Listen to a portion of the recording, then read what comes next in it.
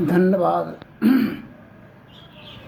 आज का विषय है आशा, भरोसा और विश्वास पर आधारित विचार को व्यक्त कर रहे हैं।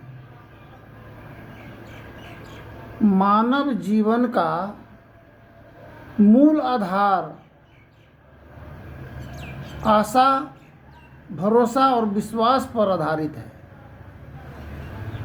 जब इंसान का आशा, भरोसा, जब उम्मीद का हनन होने लगता है, जब टूट जाता है, सारे सपना बिखर जाते हैं।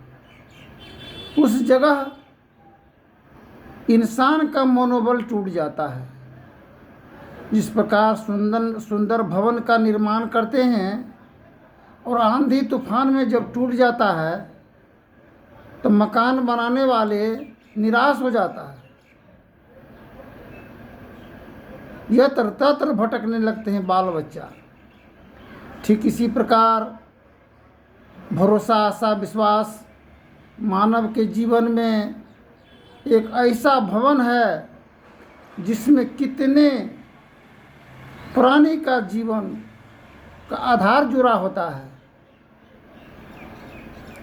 कोई भी परिजन किसी के विश्वास को तोड़ता है, आशा को कुचलता है, भरोसा का हनन होता है तो घोर अत्याचार और जुल्म पाप माना जाता है।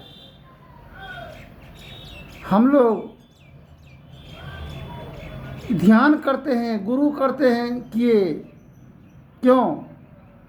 मन की मलिन विचारधाराओं को दूर करने के लिए। एक समस्या का हल होता है तो दूसरा समस्या पड़ा रहता है। मन का, वचन का, कर्म का, मनसा वाचा कर्मणा महर्षि में ही परमहंस जी महाराज की वचन है। मन से अगर अच्छा विचार व्यक्त करेंगे बाल बच्चे, परिजन और समाज के साथ में मन से, तो मन शुद्ध होगा। तन से अगर शुभ कार्य करेंगे, सहानुभूति करेंगे, आदर कदर करेंगे, सेवा भाव करेंगे तो तन साफ होगा। वचन से प्रिय वचन अगर बोलेंगे तो वचन साफ होगा। आज ऐसा प्रतीत होता है हम लोगों के जीवन में कि जिस प्रकार माल मवेशी को जब ठोकते हैं खेत में तो किसान उसको जाते हैं उपटाने के लिए और पानी पिलाने के लिए, पुनः शाम में वापस लाते हैं उनको जब पेट भर जाता है। तो अगर एक ही जगह ठोका हुआ रहे और उपटाने वाला कोई हो ही नहीं तो माल मवेशी भूखा और प्यासा ही रह जाएगा। तो आज हम लोगों के जीवन में हम लोग जहाँ का तहीं ठोके हुए हैं और कोई उपटाने वाला नहीं हुआ आज तक। उपटाने वाला नहीं होने के कारण यह जीवन में परेशानी है। संत सदगुरु कबीर साहब की वचन है, जल बिच मीन प्यासी मोहि सुनी सुनी आवत हाँसी, गगन मंडल में औंधा कुआं सगुरा भर भर पीविए, निगुरा जात प्यासी मोहि सुनी सुनी आवत हाँसी।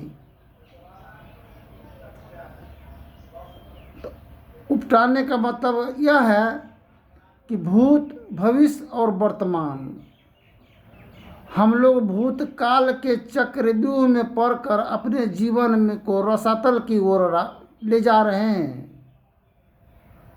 शांति प्राप्त करने का प्रेरणा मनुष्यों के हृदय में स्वाभाविक ही है। प्राचीन काल में ऋषियों ने इसी प्रेरणा से प्रेरित होकर इसकी खोज की और इसकी प्राप्ति के विचारों को उपनिषद में वर्णन किया। इन विचारों को ही संत मत कहते हैं। तो मत का मतलब होता है विचार, पंथ का मतलब होता है रास्ता। तो जीवन सफर मार्ग राह में अगर कोई भी रुकावट और बाधा हो तो सफर करना असंभव हो जाएगा। ठीक परिजन परिवार में मतभेदी या कलह और विघ्न का माहौल अगर बना हुआ जिस घर परिवार में है, समाज में है, उस सफ़र मार्ग में समझ लीजिए कि बहुत बड़ा रोड़ा और गड्ढा खाई बना हुआ है। तो हम जब तक खाई को नहीं मिटा लेते हैं तो आगे नहीं तो ध्यान हो सकेगा, नहीं तो कीर्तन कर सकेंगे, न तो भजन होगा, न ही तो मिलाद कर पाएंगे, न तो जकात खराद से लाभान्वित हो पाएंगे। असमर्थ, नाकामयाब हो जाएगा। तो कामयाबी हासिल करना हर इंसान की मकसद होता है। नहीं पूछिए पीर से, नहीं पूछिए फकीर से, अब पूछिए अपने जमीर से। हम लोग पूजा पाठ आदि व्रत उपवास सब करते हैं, मन लगा हुआ है, किंतु घर के गृह स्वामी या परिजन या बाल बच्चे सभी स्वामिनी अगर एक दूसरे से मन टूटा हो और बिखरा हो, नाफरमानी गुस्ताखी का माहौल बना होने से कोई पूजा और पाठ काम में नहीं आता है। करत करत अभ्यास जरमति होत सुजान, रसरी यावत जात शिल पर परत निशान।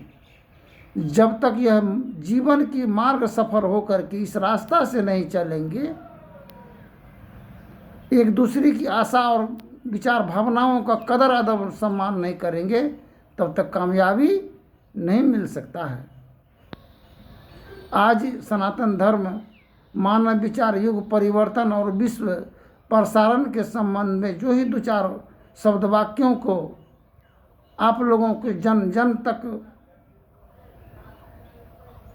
सभी कण कण में व्यक्त करने की आशा और अभिलाषा लेकर के जो ही वचन को व्यक्त करते हैं, ये मन का एक आत्मिक विचार के ही उपरांत विचार को व्यक्त कर रहे हैं। अंतर हृदय से जो स्फुटित होता है, इसी विचार को व्यक्त करते हैं। तो हम लोगों के जीवन में ऐसा ऐसा समस्या आता है जिसका निवारण और समाधान में असमर्थ होते हैं। एक बार भगवान शिव को भस्मासुर शिव जी के वरदान पाकर प्राप्त के द्वारा भस्मासुर शिव महादेव पर भी आक्रमण करने लगे। क्यों? उनको इच्छा लोभ लग गया पार्वती जी से शादी करेंगे, इसलिए उनके ही पति को भस्म करने के लिए दौड़ने लगे।